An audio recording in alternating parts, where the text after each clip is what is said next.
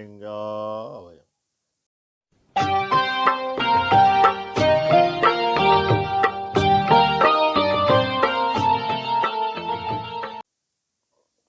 அருட்பெரும் ஜோதி அருட்பெரும் ஜோதி தனிப்பெரும் கருணை அருட்பெரும் ஜோதி எல்லா உயிர்களும் இன்புற்று வாழ்க. வள்ளல் மலரடி வாழ்க வாழ்க. திருச்சிற்றம்பலம்.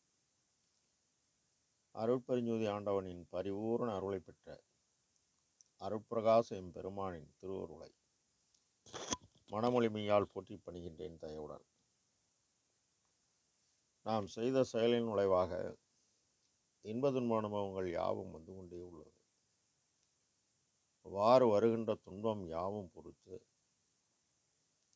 எல்லா உயிரும் இன்பமாக வாழ எண்ணி நாம் செயல்பட்டாலே நமக்கு ஆன்ம லாபம் கூடும். நம்மவர் அனைவருக்கும் தைப்பூச தின நல்வாழ்த்துக்கள்.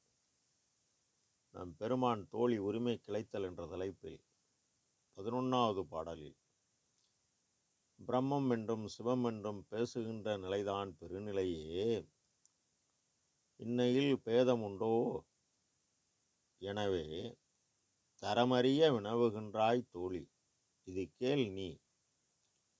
சமரச சன்மார்க்க நிலை சார்தி எனில் அறிவாய், திறமுற வாயினும் எல்லாம் ஆகி அல்லாதாகும் திரு அருளால் வெளிவிளங்க விளங்கும் தனி பொருளே, சிரமுறும் ஓர் பொது உண்மை சிவ பிரம்ம முடிய திகழ் மறை ஆகம் புகழும் திறன் இது கண்டறியே என இப்பாடலை பதிவு செய்கின்றார்.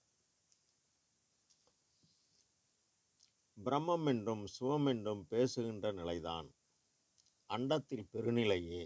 பிரம்மம் என்பது காற்றின் இயக்கம், சிவம் என்பது ஒளியின் இயக்கம். வானத்தில் இடி மின்னல் உண்டாகும் போது மின்னல் ஒளி வந்தவுடன் சப்தம் பின்வரும்.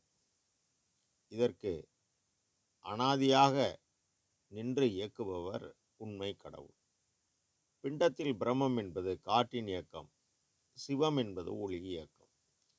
இதற்கு காரணமான இறைவன் வடிவாக உள்ள ஆன்ம ஒளி இயக்குகிறது. அகரம் என்ற ஆன்ம அணு ஒளி இயக்கம், வகரம் எனும் காற்றின் இயக்கம், உகரம் எனும் காற்றின் இயக்கம். புருவ மத்தியில் நிராதாரத்தில் தவத்தால் அஷ்டாங்க யோகத்தால் கூட்டினால் முத்தி நிலை. இது எவ்வாறெனில், தவத்துக்குரிய மூல ஒளி ஓர் குழந்தாய் உண்டாக்கக்கூடிய ஒரு ஒளிப்பொருள் மூலாதாரத்தில் உள்ளது. இந்த ஒளிப்பொருள் தான் காற்றாக மாறுகிறது. மூலாதாரத்தில் உள்ள ஒளிப்பொருள் பைசாந்தி என்னும் வயிற்றுப்பகுதிக்கு வரும்போது காற்றாக மாறுகிறது. மத்தியமை என்னும் நெஞ்சுக்கு வரும்போது காற்று அட்சரமாக மாறுகிறது. ஆய் எனும் அச்சரமாகியது வைகாரி எனும் வாய் திறந்தால் ஆய் என்ற சொல் வெளிவருகிறது. இதைத்தான் பிரம்மம் என்றும் சிவம் என்றும் பேசுகின்ற நிலைதான் பெருநிலையே என குறிப்பிடுகிறார். இதுபோன்ற அண்டத்தில் கண்ணுக்கு தெரியாமல் இயக்கங்கள் பல உள்ளது என அகவலில் நாதமும் பிரம்மமும் நாத அண்டங்களும் ஆதாரம் வகுத்த அருட்பெருஞ்சோதி என்பார் நம் ஐயா. இது பெருநிலையே, இதில் பேதம் உண்டோ, வேறுபாடு உண்டா என்று கேட்கிறாய். கேட்பது ஆன்மா, பதில் கூறுவது இயற்கை உண்மை கடவுள். தரமறிய அதன் தன்மையை அறிய கேட்கின்றாய் ஆன்மா, பதில் கூறுவது இயற்கை உண்மை கடவுள். சமரச சன்மார்க்க நிலை சாரதி என அறிவாய். உரைநடை பக்கம் 401 94 சடாந்த சமரச சுத்த சன்மார்க்கம் என்ற பகுதியில் சமரச வேத சன்மார்க்க சங்கம் என்பதற்கு பொருள் எல்லா சமயங்களுக்கும் பொதுவாகிய அறிவு நூல், முடிவான 4வது மார்க்கமாகிய ஞான மார்க்கம் அனுசிக்கின்ற கூட்டம் என்று கொள்க. சன்மார்க்கம் என்பது 6 அந்தமாகிய காலாந்தம், யோகாந்தம், நாதாந்தம், போதாந்தம், வேதாந்தம், சித்தாந்தம் இதையும் கடந்து சுத்த சன்மார்க்கம். இவற்றில் அதீதம், தூய காலாந்தம், ஞான யோகாந்தம், பெரிய போதாந்தம், விமல விமல போதாந்தம், சுத்த வேதாந்தம், சுத்த சித்தாந்தம் கடந்து தத்துவாதீத தனிப்பொரு வெளியில் உள்ளது என்கின்றார் ஐயா. சமரசம் என்பது பொருள்.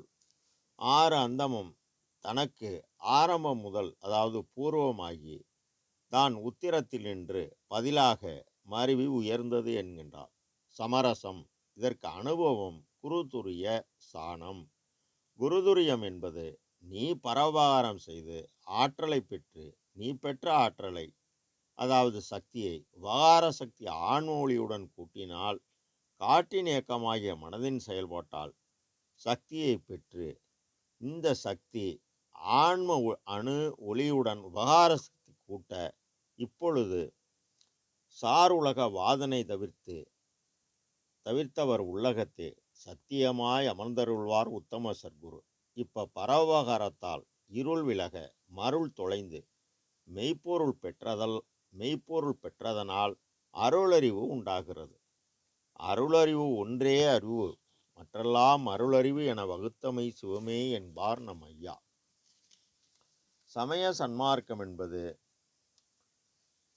குணத்தை லட்சியம் என்பது அடைய வேண்டும் என அனுசந்தானம், அதாவது தினசரி பயிற்சி செலுத்துவது. சத்துவ குணம் என்பது சத்போதம், நல்லறிவு, சத்கர்மம், நற்செயல், சத்காலம், நல்ல நேரம், சத்விசாரம், சத்தான இறைவனை பற்றி பேசுதல், சத் ஜனனம், இல்வாழ்க்கையில் நல்ல புதல்களை பெறுதல், சற்பாத்திரம், தூய உடம்பினாதல், சற்செகை, நல்ல செயல்பாடுகள். இந்த 8 நிலையும் 8ஆ நிலையில் உள்ளவரை சத்துவ சம்பந்தமுடைய கொல்லாமை, பொறுமை, சாந்தம், அடக்கம், இந்திரிய நிக்கிரகம், ஆன்ம இயற்கை குணமாகிய ஜீவகாரணம். இது சத்துவ குணத்தில் வாச்சியார்த்தம். வாச்சியார்த்தம் என்பது சொல்லப்படுவது. சொல்லியதின் பொருளுணர்ந்த அனுபவமானால் சமய சன்மார்க்கம். மத சன்மார்க்கம் என்பது மேற்கூறியவை யாவும் நிற்குணம் செய்வது, அதாவது தன் அடிமையாக எல்லோரையும் பாவித்து உபகாரம் செய்தல். முதலில் தன்னை அடிமையாக எல்லோரையும் பாவித்து உபகாரம் செய்தல், புத்திரனாக பாவித்தல், நண்பனை போல் பாவித்தல், தன்னை போல் பாவித்தல் என ஜீவநியாயம் கூறி கடவுள் நியாயம் கூறியவர் ஐயா. கடவுளுக்கு அடிமையாதல், புத்திரனாதல், சிநேகனாதல், கடவுளே தானாதல், இது சத்துவகுண லட்சியார்த்தமாகிய மதசன்மார்க்க முடிவு. சத்துவகுணத்தின் விளைவு என்பதன் பொருள் சத்துவகுணத்தின் முக்கிய லட்சியமாகிய எல்லாமல்ல சர்வசக்தியோடு ஞான சக்தியை பெறுதல். ஆக சத்துவகுணம் தயவு. இது ஆன்மாவின் இயற்கை தன்மை. பரோபகார செயலாகிய ஜீவகாருண்யம் ஆற்றலை வழங்கக்கூடியது சத்து. இது சொல் ஜீவகாருண்யம் செய்ய செய்ய சத்துவத்தின் சத்துவம் வாய்க்கும். இது சமரச சுத்த சன்மார்க்க நிலை சார்தல். திறமுறுவாயினும் உறுதியாக என்றும் நிலைத்த இயற்கை உண்மை தனித்தலைமை பெரும்பதியாகிய இயற்கை உண்மை கடவுள் எல்லாம் தான் உடையதுவாய், எல்லாம் அல்லதுவாய், எல்லாம் தான் ஆனதுவாய், எல்லாம் தான் அலாதாய் விளங்குகின்றார். திரு அருளாம் வெளிவிளங்க எவ்வுலகும் எவ்வுயிரும் எப்பொருளும் உடையதாய் எல்லாம் செய்ய வல்லதாகி இயற்கையே உண்மையாய், இயற்கையே அறிவாய், இயற்கையே இன்பமாகி அவ்வையின் அனாதி பாசமில்லாதாய் சுத்த அருளாகி அருள்வெளியிலே அருள்நெறி விளங்கவே அருள்நடம் செய்தருள்கின்ற அருட்பெருஞ்சுதியாகி என்கின்றார் நம் ஐயா. விளங்கும் தனிப்பொருளே இயற்கை உண்மை மெய்ப்பொருளாகி அருட்பெருவெளியில் அருட்பெரும் உலகத்து அருட்பெரும் தளத்து மேல்நிலையில் இருந்து அருள் அரசு புரிபவர் அருட்பெருஞ்சோதி இறைவர். சிரமுறும் சிகரமாகிய பேரொளி பேரறிவு அண்ட சராசரம் யாவையும் இயக்கும் வல்லமை பெற்றவர் ஓர் பொது உண்மை சிவ பிரம முடியே. இயற்கையே உண்மையாம், இயற்கையே இன்பமாம், அயர்விழா சிற்சபை அருட்பெருஞ்சோதி. இப்பொழுது இந்த இயற்கை உண்மையை அறிய, இயற்கை இன்பத்தை நாம் பெற, நாம் இயற்கை விளக்கம் செய்ய வேண்டும். அதனால்தான் ஜீவகாருண்ய ஒழுக்கத்தில் விளக்கத்தை கொண்டு விளக்கத்தை பெறுதலும் என்பார். பொது உண்மை நீ அறிய அண்டத்தில் தனி சிவம் வா தனி சக்தி சிகரமும் பகரமும் சேர்க்கணும். எவ்வாறெனில் பிரம்மம் என்பது நாதமாம் பிரம்மம் நாத அண்டங்களும் ஆதாரம் வகுத்த அருட்பெருஞ்சோதி. பிண்டத்தில் சிகரமாகிய தனி சிவம் அகரமாகி இந்த அகரத்துக்குள் ஆன்ம அணு ஒளியாக இயக்க உகரமாகிய காட்டின் இயக்கம் நாதமாகிய பிரம்மம் ஜீவித்து வாழ வழி செய்கிறது. தனி உகரமாகிய காட்டின் செயல்பாடாகிய மனத்தை கொண்டு ஜீவகாருண்யம் செய்ய செய்ய உனக்கு ஆற்றல் சக்தி கூடுகிறது. இந்த ஜீவகாருண்யம் செய்ய செய்ய ஆற்றல் கூட கூட ஆற்றல் பூரணமாகும் போது உபகார சக்தி ஆன்ம அணு ஒளியுடன் கூட்டும். இப்ப சிகரமும் வகரமும் சேர்தனி உகரமும் அகரமும் ஆகிய அருட்பெருஞ்சோதி என்கின்றார் அகவலில். இப்பொழுது இந்த ஆன்ம அணு ஒளி அறிவினுள் ஓர் அறிவு பெற்று நிற்கும்போது சிகரமாகிய தனி சிவம் அதாவது தயவு ஒளி வகரமாகிய தனி சக்தியாகிய பேராற்றல் கூடி தயவு பேராற்றலாகி அருள் சக்தி ஆன்ம அணு ஒளியுடன் கூடினால் எக்காலத்தும் அழியாத ஒளி தேகம். இதனை பெருமான் என்னாலும் அழியாதே விளங்கும் மெய்யளிக்க வேண்டுமென்றேன் விரைந்தளித்தான் எனக்கே என்பார் நம் ஐயா. திகழ் இதுவரை வந்த வேதம் ஆகமம் காட்டின் இயக்கத்தால் உண்மை கடவுளை அறியாது அவரின் ஆற்றலை அறிந்தது இப்போது ஒளியியக்கம் காட்டி அதற்கு உரிய துறையுது வழியுது நீ செய்யும் முறையுது துணிவிது என கூறி ஜீவகாருண்ய ஒழுக்கமே கடவுள் கடிபாடு கடவுள் காட்டிய பாதை கடவுளை அடையும் பாதை என்கின்றார். இதனை இந்த வேதாகமம் முழுக்க முழுக்க திருவருட்பாவிலும் ஜீவகாருண்யத்திலும் ஜீவகாருண்ய ஒழுக்கம் 3 பகுதிகளும் மற்ற பெருமானால் கூறப்பட்ட அத்துணை வேதங்கள் அத்துணை கடிதங்கள் தகவல்களிலும் சொல்லப்படுகிறது. நாம் ஜீவகாருண்யம் செய்து அந்த கடவுள் நிலையாகிய அருளை பெற்று அம்மயமாக வேண்டும். ராமலிங்காபயம். திருச்சிற்றம்பலம்.